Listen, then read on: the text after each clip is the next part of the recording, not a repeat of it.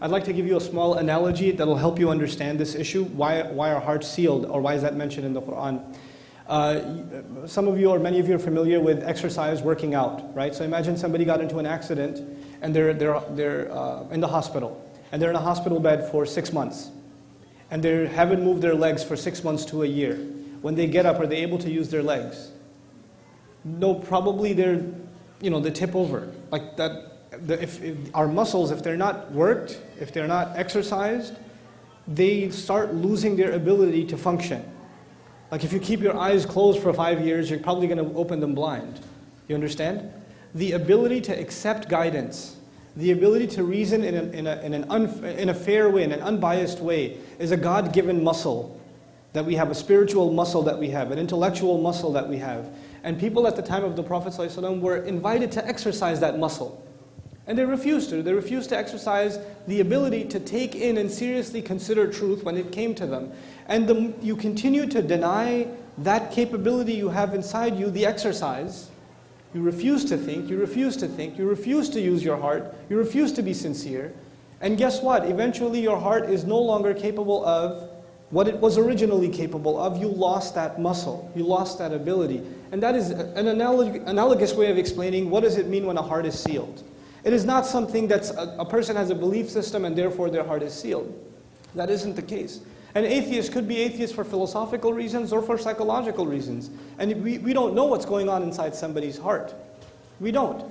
As a matter of fact, on this issue, whose heart is sealed and whose is not sealed, my favorite example in the Quran is that of the worst character probably mentioned in the Quran, who even shaitan would probably want an autograph, Fir'aun.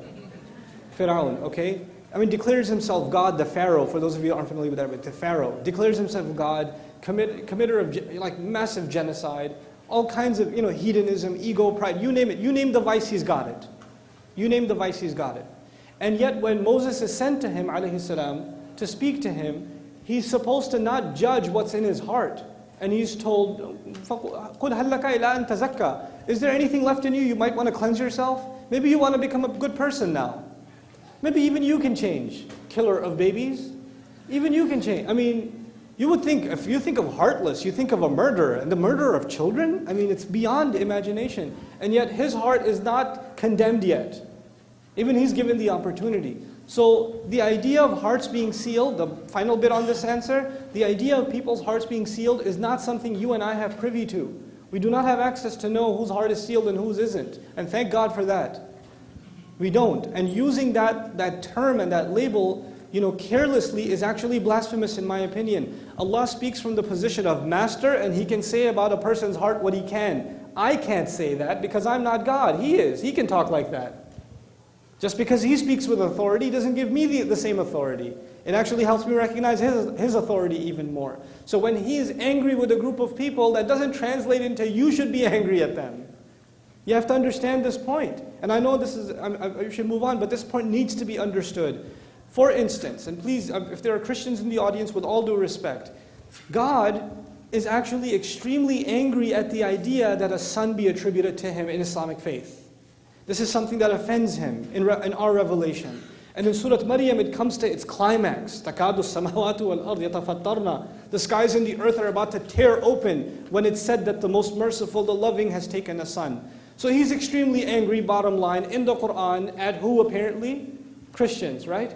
And yet the Christians, who according to Him are saying this, and it's a big deal to Him that this shouldn't be said, they come to visit the Messenger of Allah, sallallahu alaihi wasallam. They come to visit the Prophet Muhammad in the city of Medina, and they're there to discuss faith with him, because they've heard he's made claims to prophethood. So where do they stay? Where do they stay? Anybody know? The Mosque of the Prophet. And where do they pray to Christ?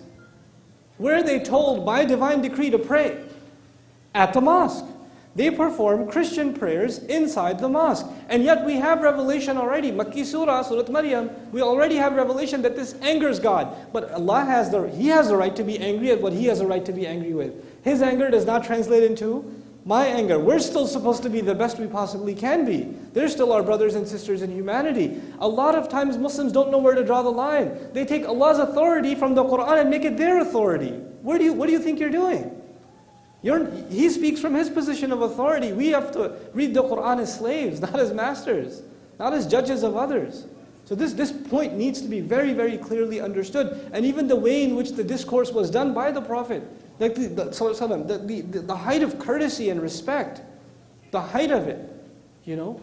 And so this distinction, especially for Muslims, if somebody says, why should we even talk to atheists, why should we even talk to anybody? First of all, I know what you mean by talking. You want to go and debate with them. Don't debate with people, I told you already, stop that. Go get some pizza with them. Do that, okay? Go, you know, just play some basketball or whatever. And you have a friend who doesn't believe in God, fine. He's not evil. He's not evil. He doesn't have two invisible horns on the side and a tail in the back and a pitchfork or whatever. It's just because he's an atheist, he's a human being. He's a dignified human being. Every human being has dignity. You don't know how they can turn around. You just don't know. You know? And you're not just constantly there to preach to people. You have to be a decent human being to people first.